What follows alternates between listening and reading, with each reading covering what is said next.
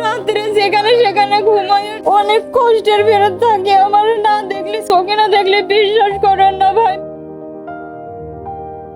আমরা তো প্রথমে ভেবেছিলাম যে উনি হাজবেন্ড ডিভোর্স দেওয়ার পরে হয়তোবা তার বাবার বাড়ি উঠেছে, কিন্তু এসে আসলে দেখলাম সেটাও না, তার কোনো বাড়িই নাই। এই বাচ্চাটা কিন্তু আজ অসহায়। শুধু শুধু এই বাচ্চা না, আমাদের এই আপু খুবই খারাপ অবস্থায় তার দিন পার হচ্ছে। এই আপুকে তার হাজবেন্ড ডিভোর্স দিয়েছে। তার অপরাধটা কি ছিল জানেন? তার অপরাধটা ছিল ওই বাচ্চাটার গায়ের রং।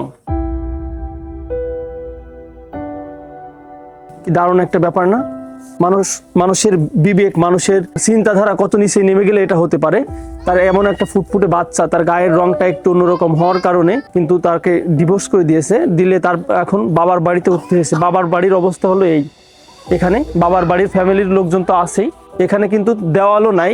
এটাতে তো টিনের বেড়া আছে, এটা তো দেওয়ালও নাই।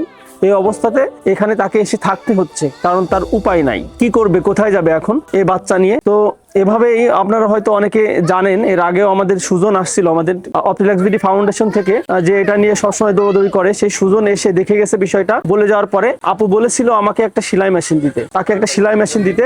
আমরাও ওইটা দেওয়ার ডিসিশন নিয়েছি, কারণ আমরা চাই না যে সে কারোর দরজায় যাক, কেউ তাকে এসে সাহায্য করুক ওইভাবে রেগুলার। আমরা এমন কিছু করে দিতে চাচ্ছি যেন অন্যর কাছে আর হাত পাতা লাগে। এই কারণে একটা সেলাই মেশিন দিয়ে যাচ্ছি আমরা। সেলাই মেশিন এনেছি। আপু চালাইতে পারবেন তো? জি। মানে মূল কারণ একটাই, যেন তাকে আর হাত না পাততে হয়, নিজেই পরিশ্রম করে যেন তার যে অসহায় অবস্থা এটা কাটিয়ে উঠতে পারে।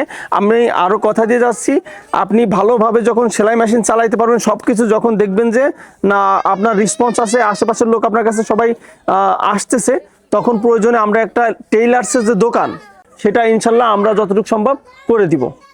ঠিক আছে আপু, আমরা চাচ্ছি আপনার ঘটনাটা যদি আরেকবার বলতেন। আমার বাচ্চা হয়েছে এরকম সাদা, তাই কারণে আমাকে ছেড়ে দিয়েছে। কিন্তু তার আগে আমার বাচ্চা যখন আমার পেটে, তখন আমার স্বামী আমার কাছেই ছিল। যখন বাচ্চা দেখেছে, তখন সে কোলে নিনি, সে যশোরে থাকতো। তার ভাবি যশোরে তার সাথে যাতায়াত করতো, ভাড়া থাকতো, তাও চুরি পটিতি। তখন আমি জিজ্ঞাসা করছি, সে যখন দেখেছে বাচ্চাটার তো সে বাপ হিসেবে সে তো একটু কোলে নেবে, সে কোলে নিনি। আমি তখন জিজ্ঞাসা করতেছি যে তার বাপ কোথায় থাকে আপা? তা বলতেছে কি ঢাকায় থাকে। তারপরে সে জানা গেছে সে ঢাকায় থাকে না, কাছাকাছি থাকে, যশোর চুরিপটিতে ভাড়া থাকে। তখন এবার অশান্তি আমার যা সৃষ্টি শুরু করে দিল, যেহেতু যা আমার স্বামী পাশে থাকতেছ না, তখন যা তো সাধারণত এটা স্বাভাবিক বিষয় আমার সাথে অশান্তি শুরু করার।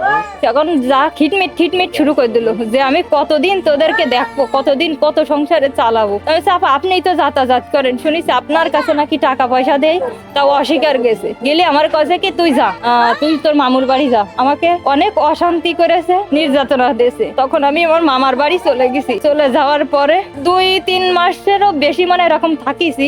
থাকার পরে সে বলতেছে যে আমাকে রাখবে না। আমি কারণ বাচ্চা এরকম হয়েছে বলে আমাকে রাখবে না। আমার অপরাধটা কি? অপরাধটা বাচ্চা তার মতো হয়নি, আমাদের মতো সাধারণ হয়নি, তো না হওয়ার কারণে তাই আমাকে ছেড়ে দিয়েছে। তা বলে যে কি ছেড়ে দেওয়ার সময় যে মাত্র 1500 টাকা করে দেবে। তা আমি মনে করেছি কি যে গরিব মানুষ, মা নেই, খুব অসহায়, তারপর আমি সংসার ছাড়তে চাইনি, যে মা নেই আমি কোথায় থাকবো। এই জন্যই আমার পেটে যখন বাবু, সেখানে আমি ওই জায়গায় রয়েছি। আমার দেখবে কিটা, সিজার করেছে মাতৃসেবা ক্লিনিকই, ওদেরই ডাক্তার, ওদেরই ধরাছড়া, ওদেরই হাসপাতাল, তাই আমার ওখানে নিয়ে গেছে। নিয়ে যাওয়ার পরে তাই আমি বলতেছি আমার তো মা নেই, আমি সংসার ছাড়বো না, আমি কোথায় যাব, কিরা দেখবে। 2 বোন বিয়ে হয়ে গেছে, তারাও তো কষ্টের ভিতর থাকে, মা নেই, আমি একাকে। বাপ বিয়ে করেছে, অশান্তি করে সৎ মা, আমি যাব না। তারপরেও তারা জোর দখলে আমাকে ডিভোর্স দিয়ে দিয়েছে। 1500 টাকা করে দিতে চাইছিল, 1 টাকাও কোনোদিন দিইনি। পাইসার কোনো সময় খোঁজ খবর নেই না, তার দাদা দাদি কেউ কোনো সময় খোঁজ খবর নেই না। আপনার এখানে কি আছে যেখানে উঠেছেন আপনার বাবার বাড়িতে? এখানে কি আছে? আপনার ভাই আছে? না, আমার ভাই নেই, আমরা 3 বোনই, আমাদের ভাই নেই। আর 2 বোনের বিয়ে হয়ে গেছে? তাদের 2 বোনের বিয়ে হয়ে গেছে। ভাই নাই? আপনার পিতা আছে? জি আছে। ওনার পিতা আছে, কিন্তু তিনিও দ্বিতীয় বিবাহ করেছেন। তার ইনারও সৎ মা, যার কারণে ইনারও কিন্তু এখানে আরো বেশি কষ্টের ব্যাপার। আপনার সৎ মা যে তিনি আপনাকে কি কেমন দেখতেছে এখানে? ভালো দেখে না, খুব অশান্তি করে, কিন্তু বলার মতো লজ্জার বিষয় ভাই। অনেক কষ্টের ফেরত থাকে। আমার না দেখলে, চোখে না দেখলে বিশ্বাস করেন না ভাই, বিশ্বাস করার মতো না। শুনি যে চোখে না দেখলে খুব কষ্টের পরে থাকি। রাত্রে যেখানে সেখানে ঘুমাই, একটা ঘরেরও সেরকমই নেই।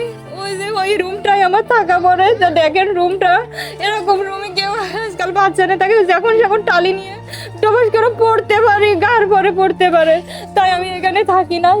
আমি আমার চাচার বাড়ি, যে চাচার বাড়ি ওরকম রাতটা আমি কাটাই। আমার মেয়ে নিয়ে খুব কষ্টের ফিরে থাকি, অন্যের বাড়ি কাজ করি, দুটো ভাত মুখ খাই, বাপে যদি দিল অশান্তি সৃষ্টি করে সৎ মা, তাই অনেক সময় না খেয়েও থাকি, বাচ্চাটাও না খেয়ে থাকে ভাই। অনেক সময় আমার খুব কষ্ট, এরকম কষ্ট যেন কারণ না হয়। আমি এরকম কত মেয়ে আছে আমার মতো যে অনেক কষ্ট পাচ্ছে ভাই। সরকারের কাছে এরকমটাই আমার কাছে করা, যে এরকম কোনো মেয়ে যেন এরকম কষ্টে যেন না থাকে, সন্তান যাতে বাপ মা বেঁচে থাকে যেন এরকম কষ্টের ভিতরে না থাকে। সরকারের জন্য এই বাচ্চার পড়াশুনো খরচ যেন দায়িত্ব পালন করে।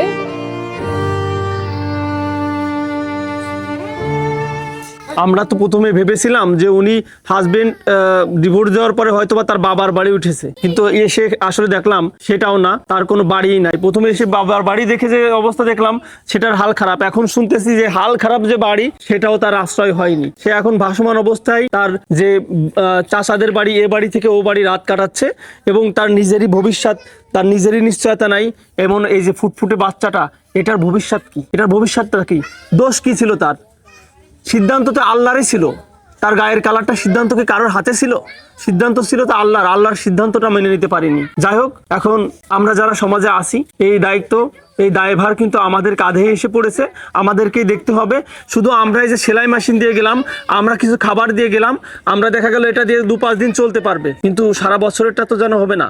এই সারা বছর যেন সে ইনকাম করতে পারে, এই কারণে আমরা কিন্তু একটা সেলাই মেশিন দিয়ে গেলাম, যেন সে আর্ন করতে পারে।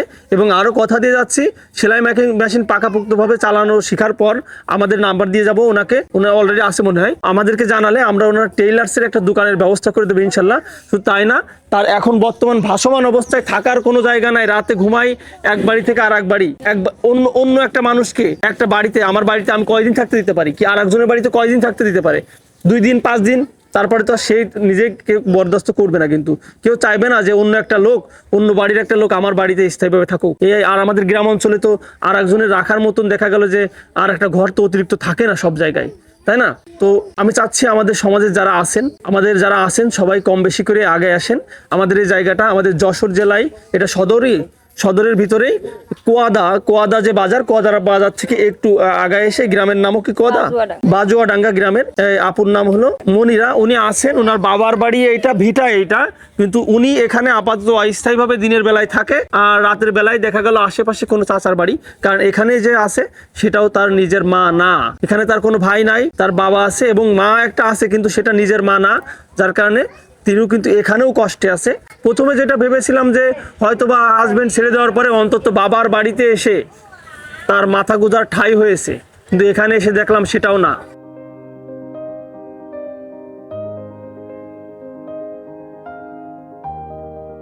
আমরা অপটিলাক্স বিডি ফাউন্ডেশন আসি এনাদের পাশে, আমাদের সামর্থ্যে যতটুকু আছে আমরা চেষ্টা করে যাব।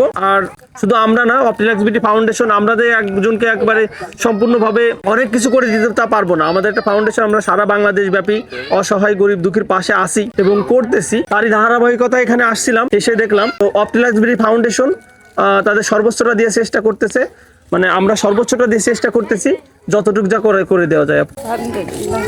সেলাই মেশিনটা দেখে নেবেন।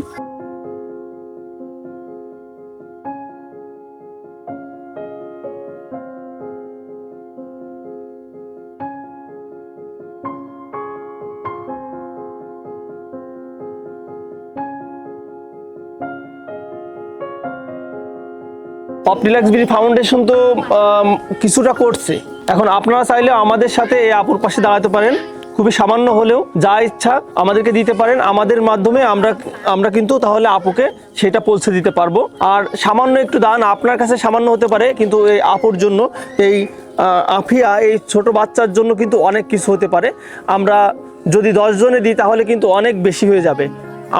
আপনি যদি সামান্য করে দিই, এই সামান্যটা কিন্তু একসাথে অনেক কিছু, যা এই বাচ্চার জন্য অনেক সহযোগী হবে।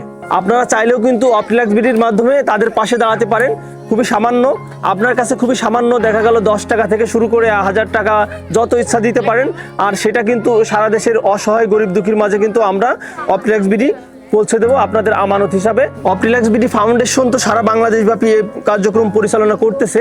তো মনির আপুর মতো সারা বাংলাদেশব্যাপী কিন্তু অনেক অসহায় মানুষ যাদের অবস্থা খুবই শোচনীয় এমন কিন্তু অনেক আছে।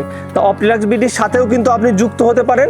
আপনারা যত বেশি অপটিল্যাক্স বিডি ফাউন্ডেশনে এভাবে দিবেন তত বেশি কিন্তু অপটিল্যাক্স বিডি ফাউন্ডেশন তত বেশি মানুষের কাছে কিন্তু সহযোগিতা করতে পারবে, তত বেশি অসহায়ের পাশে দাঁড়াতে পারবে।